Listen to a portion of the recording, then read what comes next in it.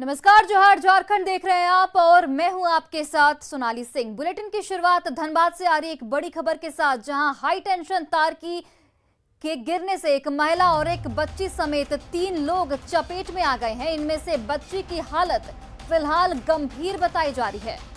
तो धनबाद से एक बड़ी खबर आपको बता रहे हैं, जहां पर हाई टेंशन तार की चपेट में आने से 3 लोग झुलस गए हैं। बच्ची, महिला और दुकानदार करंट लगने से झुलसे हैं। बच्ची की हालत फिलहाल गंभीर बताई जा रही है और उसका इलाज SNMMCH में जारी है। ये पूरी घटना बैंक मोड़ के उर्मिला टावर के पास की है, जहां कुछ लोग एक फुचके की दुकान में खड़े थे। इसी दौरान अचानक 11,000 वोल्ट का हाई वोल्टेज तार गिर गया। इसके चपेट में एक महिला, एक बच्ची और फुचका दुकानदार आ गया है। इस पूरी घटना की सीसीटीवी फुटेज सामने आई है। घटना से लोगों में बिजली विभाग के प्रति आक्रोश है।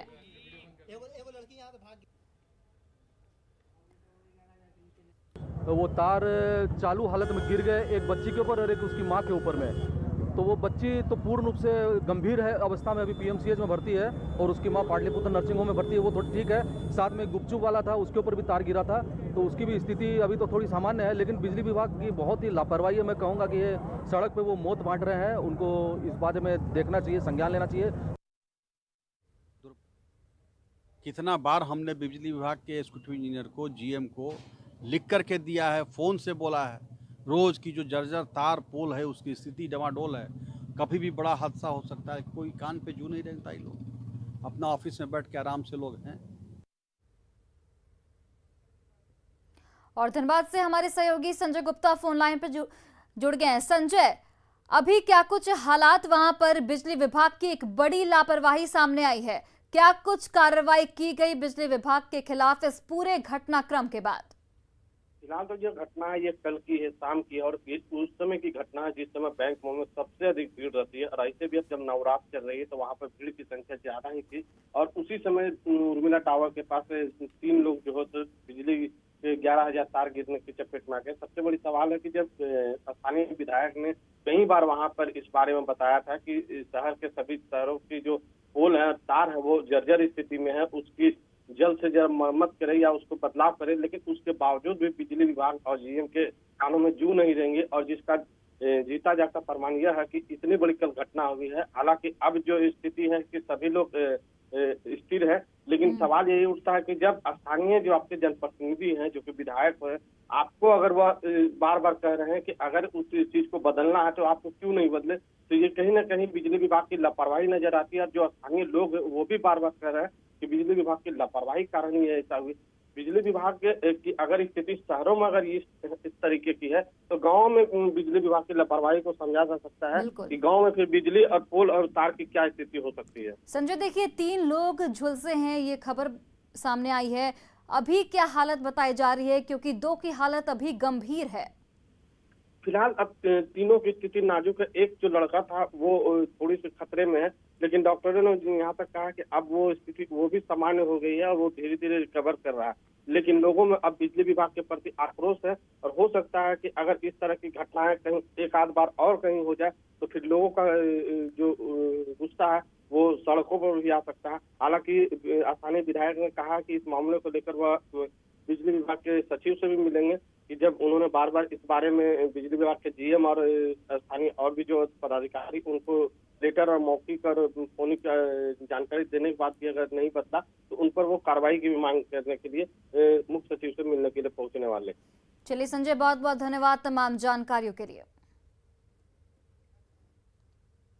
झारखंड हाईकोर्ट को आज 4 नए जज मिले। Chief justice doctor Ravi Ranjan ने सभी जजों को पद और गोपनीयता की शपथ दिलाई। शपथ लेने वालों में रजिस्ट्रार जनरल अंबुजनाथ, राज्य के विधि सचिव संजय प्रसाद, वर्तमान रजिस्ट्रार जनरल गौतम कुमार चौधरी और रांची के प्रधान न्यायायुक्त नवनीत कुमार शामिल हैं। शपथ ग्रहण के बाद हाईकोर्ट में जजों की संख्या 19 तक पहुंच गई है, जबकि यहां कुल स्वीकृत पद 25 हैं।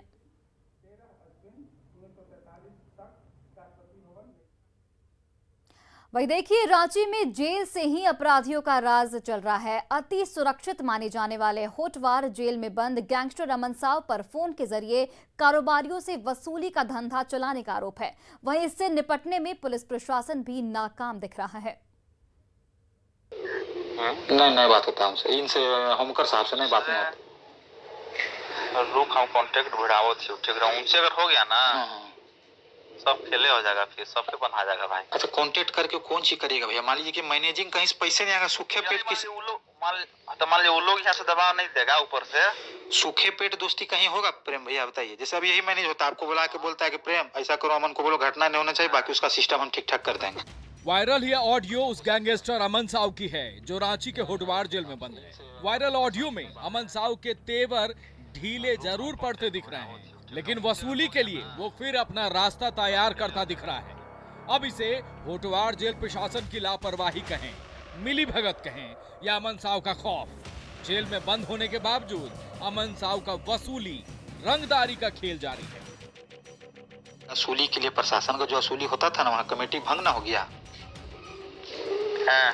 तो वही बोलिएगा सर, आप जिसके साथ मीटिंग किए थे कि वसूली चालू करने के लिए, तो वो अगर हो जाता सर तो वो आदमी सबको मैनेज कर लेता, सबको पैसा देता। लेकिन वो तो कैसे भांग हो गया था? पूछिए ना सर से कि सर उसको कहे नहीं काम दिए, अगर उसको दे देते सर तो सब लोग को मैनेज कर लेते, कहीं से कोई घटना नहीं हो। वायरल ऑडियो में आईजी अभियान से लेकर पुलिस प्रशासन तक को मैनेज करने की बातें हो रही है। अमन साव और उसके गुर्गे प्रेम के बीच हो रही बातचीत से साफ है कि पुलिस प्रशासन की सह से ही अमन साव का कारोबार बढ़ रहा है। जेल में रहकर फोन के जरिए रंगदारी पर जवाब तो किसी के पास नहीं, लेकिन आईजी अभियान अमोल विनुकांत होमकर का कहना है कि अमन साव के गुर्गे पर उनके टीम की नजर है। जेलों पर भी निश्चित रूप से नज़र रखी जा रही है और इसके संबंध में जेल प्रशासन के साथ में समन्वय बनाकर जो संबंधित जिले हैं उनके उपायुक्त और पुलिस अधीक्षकों के द्वारा आवश्यक कार्रवाई की गई है। साथ ही साथ जो ऐसे गैंग्स और उनके जो गैंग लीडर और उनके जो मेंबर जो बाहर है उन पर निगरानी रखी जा रही है और उन पर कार्रवाई की गई है। एक तरफ अमन साव के गुर्गे के खिलाफ दबिश जारी है, बावजूद इसके जेल से फोन के जरिए रंगदारी की ये कहानी अमन साव के लिए नई नहीं है। जरूरत है होटवार जेल प्रशासन के उन अधिकारियों पर कार्रवाई की जिनकी मदद से गैंगस्टर अमन साव जेल से भी अपराध का कारोबार जारी रखे हुए हैं। ओम प्रकाश, न्यूज़ 18 रांची। धनबाद में झरिया थाना क्षेत्र के गोपाली चौक में अवैध कोयला कारोबार का भंडाफोड़ हुआ है। इस दौरान ट्रक पर लोड सहित बोरी में भरा लगभग 50 टन कोयला जब्त किया गया। वहीं केंदुआदी गोंदूडी ओपी क्षेत्र से भी करीब 25 टन अवैध कोयला जब्त किया गया है। पुलिस और सीआईएसएफ की संयुक्त छापेमारी में ये सफलता मिली है। कोयले के कारोबारी में पुलिस से भी माफिया की साठगांठ के आरोप लग रहे हैं।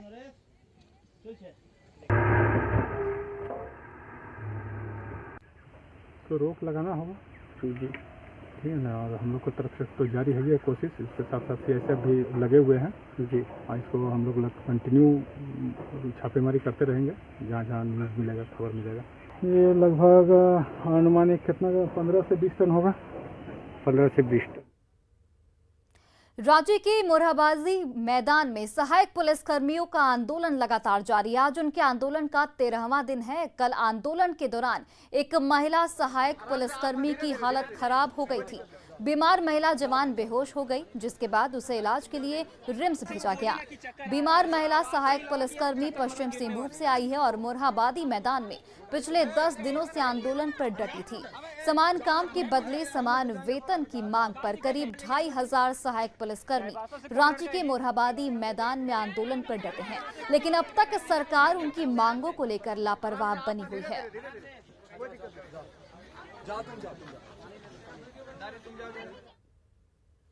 वहीं देखिए, नशे के कारोबार के खिलाफ चतरा पुलिस को एक बड़ी सफलता मिली है। पुलिस ने 2 करोड़ के ब्राउन शुगर के साथ 5 तस्करों को गिरफ्तार किया है। गिरफ्तार तस्करों के पास से करीब 2 किलो ब्राउन शुगर और 2 किलो गीला गांजा के अलावा 7,57,000 रुपए कैश बरामद किए गए हैं। इतना ही नहीं, आरोपियों के पास से 10 मोबाइल और 1 कार भी बरामद किए गए हैं।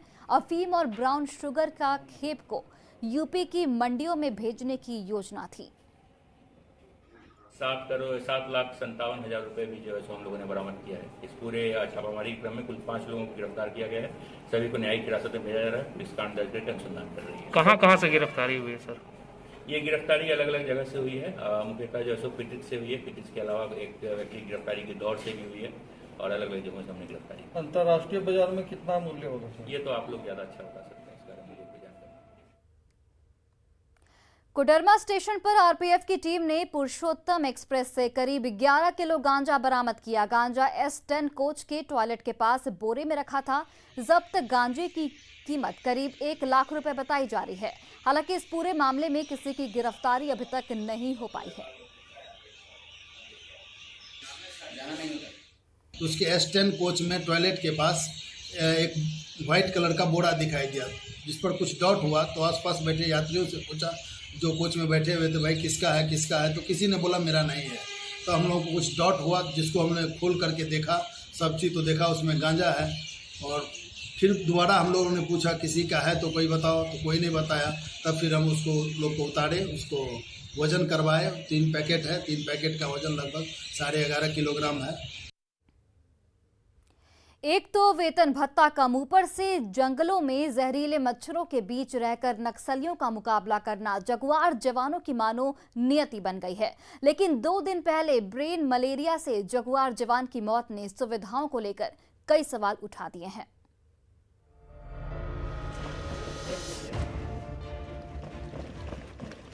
गर्व है उन जवानों पर जो देश की सुरक्षा में शहीद हो जाते हैं, लेकिन वतन के लिए मर मिटने का हौसला रखने वाले जगुआर जवानों को शर्मिंदगी तब होती है जब वो किसी अभियान में नहीं, ब्रेन मलेरिया जैसी बीमारियों की चपेट में आकर शहीद हो जाते हैं। झारखंड जगुआर के जवानों की हालत कुछ ऐसी ही है। दरअसल जंगलों में नक्सलियों के खिलाफ अभियान चलाने के दौरान जगुआर के जवान मच्छर कीड़े से जूझते हैं। असर ये होता है कि ब्रेन मलेरिया की चपेट में आने से 2008 से अब तक 67 जगुआर जवानों की जान चली गई है। हमको फक्र है कि हम काउंटर में अगर मुठभेड़ हो जाए, हम शहीद हो जाएं, तो हमारा जो है से एक होता है कि हमने इस राज्य के जो है से अमन चयन के लिए, जनता की सुरक्षा के लिए अपने शहीदी हमने दिया है। लेकिन जब हम एक बीमारी से मरते हैं तो उससे हम एक आहत होते हैं। नक्सल अभियान के जिस मकसद के साथ झारखंड जगुआर का गठन किया गया था, उस मकसद को पूरा करने में जवान अपनी जान तक दे देते हैं, लेकिन जगुआर जवानों को दी जाने वाली सुविधाएं नाकाफी है। भत्ते कम हो चुके हैं, स्पेशल अलाउंस में कटौती कर दी गई है कि उनकी जो भत्ता है, एसटीए भत्ता, उसके रिवीजन किया जा रहा है। हम लोगों ने देखा कि लगता है मिल जाएगा, लेकिन वो बहुत बार रिवीजन हुआ, अभी तो उनका कोई लाभ नहीं मिल पाया है। तो उनकी मनोबल कहीं ना कहीं प्रभावित हो रहा है। 13 साल में ब्रेन मलेरिया से झारखंड जगुआर के 67 जवानों की जान जा चुकी है। जगुआर के जो जवान नक्सलियों की गोली से नहीं डरते, वो ब्रेन मलेरिया की दवाइयों के लिए तरसते हैं। तो दूसरी तरफ पुलिस मुख्यालय का कहना है कि जवानों के स्वास्थ्य संबंधी दिक्कतों को दूर करने के लिए जिले के तमाम एसपी को जिम्मेदारी पहले ही दी जा चुकी है और मुख्यालय की इस पहल का ही असर है कि अब ब्रेन मलेरिया से जवानों की मौत कम हो रही है।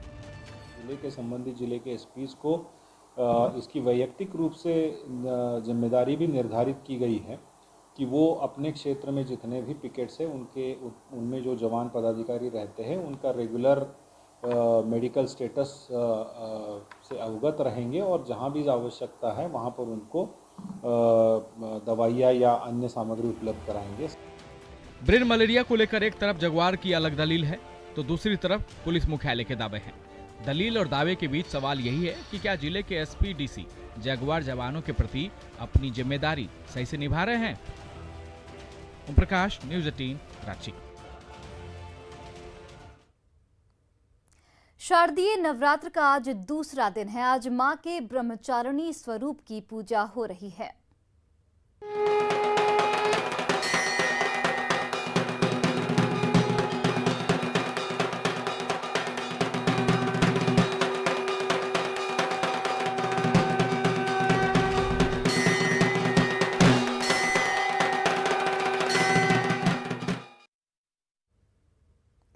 प्रतिमा निर्माण का काम आमतौर पर पुरुष ही करते हैं, लेकिन राजधानी रांची की कोकर की रहने वाली माधवी पाल झारखंड की एकमात्र महिला मूर्तिकार हैं और पिछले 9 सालों से प्रतिमा निर्माण में जुटी हैं।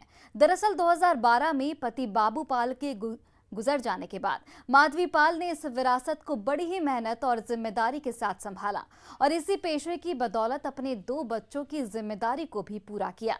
हालांकि राज्य सरकार के 5 फीट की मूर्ति वाले निर्देश पर माधवी पाल ने नाराजगी जताई है।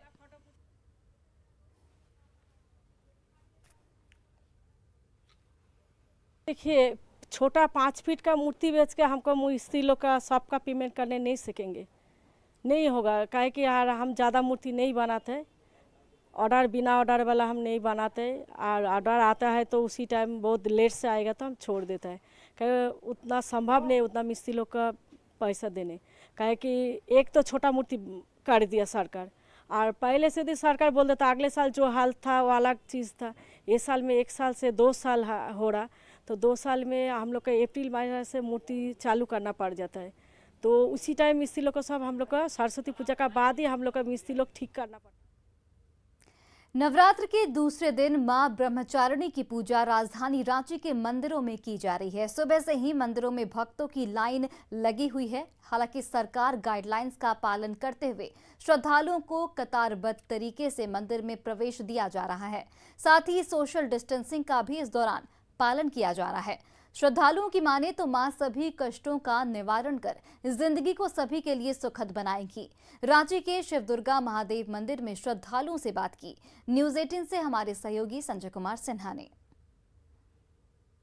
नवरात्रि के दूसरे दिन मां ब्रह्मचारिणी की पूजा हो रही है। मां ब्रह्मचारिणी का रूप जो है श्वेत वस्त्र धारण किए हुए है, और मां के बारे में कहा भी जाता है कि शूलेन पाही न देवी पाही खड़गेन चांबिके घंटा सोने न पाही चाप जानी सोने च, अर्थात मां जो है श्वेत वस्त्र धारण करने वाली मां है। इनकी पूजा से आपको एक तरीके से आत्मबल भी बढ़ता है, साथ में जितने भी आपके अभीष्ट जो कार्य हैं तमाम कार्य पूरा होते हैं। राजधानी रांची के मंदिरों में भी आज दूसरे दिन पूजा हो रही है, लेकिन साथ में सोशल डिस्टेंसिंग का पालन भी किया जा रहा है। मंदिरों में जो श्रद्धालु हैं उन्हें बारी बारी से प्रवेश कराया जा रहा है। हमारे साथ कुछ लोग हैं, उनसे बात करेंगे। आज आप यहाँ जो पूजा करने पहुंची हैं, माँ से आपने क्या मांगा है? माँ से हमने मांगा है कि माँ तो वैसे ही शक्ति की देवी हैं, और इसीलिए हमने माँ से मांगा है कि हमारे यहाँ जो भी झारखंड वासियों के लिए जो भी सुख समृद्धि का वरदान है वो माँ लेकर के आई। और हम इस बार भी हर बार की तरह इस बार भी हम लोग बहुत ही खुशियों से बहुत ही एक्साइटेड होकर के माँ के पूजा करेंगे। भीड़ तो होगी लेकिन सोशल डिस्टेंसिंग का मेंटेनेंस भी बहुत अच्छी तरीके से हम लोग करेंगे। बिल्कुल, दिल की पुकार है, माँ तक अपनी आवाज को पहुँचाना है। आप यहाँ पर पूजा की थाल लिए अपनी बारी का इंतजार कर रही हैं। आज जो है माँ से आपने क्या मांगा है अपने लिए? माँ से मांगे हैं कि बाल बच्चा सब अच्छा से रहें, पढ़े लिखे, थोड़ा घर परिवार अच्छा रहे जी। माँ दुर्गा कोरोना नाशिनी भी बनेंगी और कोरोना का नाश भी करेंगी, क्या कहेंगी आप? एकदम करेंगी, भैया तो खुद देने वाली हैं, वो तो बिन मांगे देती हैं। जय माता दी। नवरात्रि के दूसरे दिन जो माँ ब्रह्मचारिणी की पूजा हो रही है, माँ का स्वरूप कैसा है और माँ के आज पूजा करने से क्या फलाफल मिलता है? हमारी माता का स्वरूप आज बाल्यावस्था का है, और इनकी पूजा से हमारी माता प्रसन्न हो जाती है और प्रसन्नता से अभय फल को प्राप्त देती हैं। बिल्कुल, माँ अभीष्ट कार्यों को पूरा करती हैं। दिल से अगर आप माँ को पुकारिए तो माँ संपूर्ण कार्यों को पूरा करती हैं। साथ ही माँ ब्रह्मचारिणी का जो स्वरूप है वह स्वरूप आत्मबल को बढ़ाने वाला है, जीवन में सुख समृद्धि को बढ़ाने वाला, साथ ही जो शत्रु हैं माँ शत्रुओं को भी नाश करने वाली हैं। कैमरामैन संत के साथ संजय कुमार सिन्हा, न्यूज़ 18 रांची। शारदीय नवरात्र को लेकर रामगढ़ के प्रसिद्ध सिद्धपीठ मां छिन्नमस्तिके मंदिर रजरप्पा में पूजा लगातार जारी है। रजरप्पा में बिहार, बंगाल, यूपी समेत झारखंड के विभिन्न स्थानों से लोग पूजा करने के लिए पहुंचते हैं। पूरा मंदिर परिसर दुर्गा पाठ से गुंजायमान दिख रहा है। न्यूज़ 18 के माध्यम से देख पा रहे हैं मां छिन्नमस्तिका मंदिर रजरप्पा परिसर में नवरात्रा के पूजा अर्चना के बाद, और मैं श्रद्धालु से बात करूंगा। आप कहाँ से आई हैं? पटना से आए हैं। अच्छा, पूजा आपने कर लिया? यहाँ कर ली। आपका नाम? मैं अफलाबुनी। अच्छा, तो आपको कैसा लगा यहाँ पे? बहुत अच्छा। और आपने क्या मन्नत मांगी आज माँ से? मन्नत अपने परिवार का खुशी का ही मन्नत मांगा कि सब सुख शांति समृद्धि थे, और जो हम लोग पैंडेमिक से गुजर रहे हैं उसको भगवान दूर ले जाए। तो आपने सुना पैंडेमिक से बचाव के लिए भी इन्होंने अभी माँ से पूजा अर्चना में दुआ मांगी है। जावेद खान, न्यूज़ 18 रामगढ़। बोकारो के प्राचीन काली मंदिर में नवरात्र में 9 दिनों तक अखंड ज्योति जलाकर श्रद्धालु मां काली को समर्पित करते हैं। ऐसी मान्यता है कि मनोकामना ज्योति से सभी मनोकामनाएं पूरी होती हैं।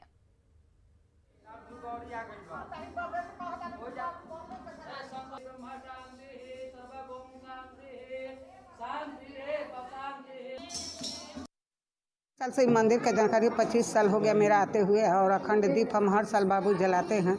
जो मनोकामना मांगते हैं माँ पूरा करती है, और सबका पूरा करती है, सबका पूरा करे, यही माँ से आशा है।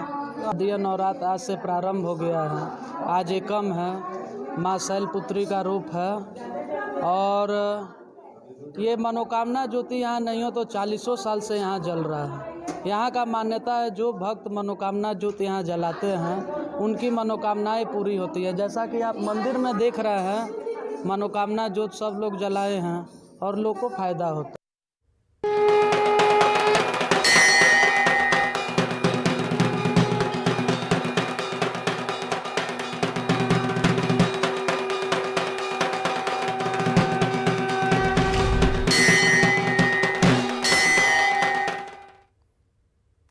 वही देखिए, पेट्रोल के बढ़ते दाम और प्रदूषण की समस्या से मुक्ति पाने के लिए इलेक्ट्रिक बाइक कारगर उपाय है, लेकिन अधिक कीमत से इसे आम लोग इस्तेमाल नहीं कर पा रहे हैं।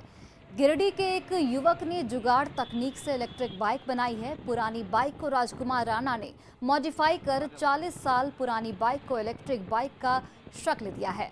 इस इलेक्ट्रिक बाइक में 12-12 वोल्ट के 4 बैटरी लगे हैं, जिन्हें बिजली से चार्ज किया जाता है। 3 से 4 घंटे में चार्ज होने के बाद ये बाइक 35 से 40 किलोमीटर तक चलती है।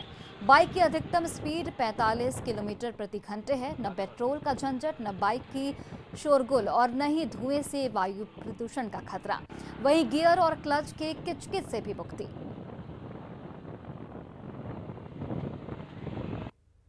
डीजल के जो दाम बढ़ रहे हैं, दूसरा इनकम का स्रोत सबसे कम हो गया है। तीसरा ये कि जो मेरे पास जो बाइक था वो आज से नहीं है, करीबन 40 साल पहले की है, और हमने ये ठाना कि जो डेली का जो मेरा पेट्रोल का खर्च है वो तो सीधा जेब में मेरा असर पड़ रहा है। और अगर यदि इसको हम बेचते भी हैं तो कितना मिलेगा, मुश्किल से मुश्किल 2 से 2.5 हज़ार मिलेगा हमको कबाड़ी में।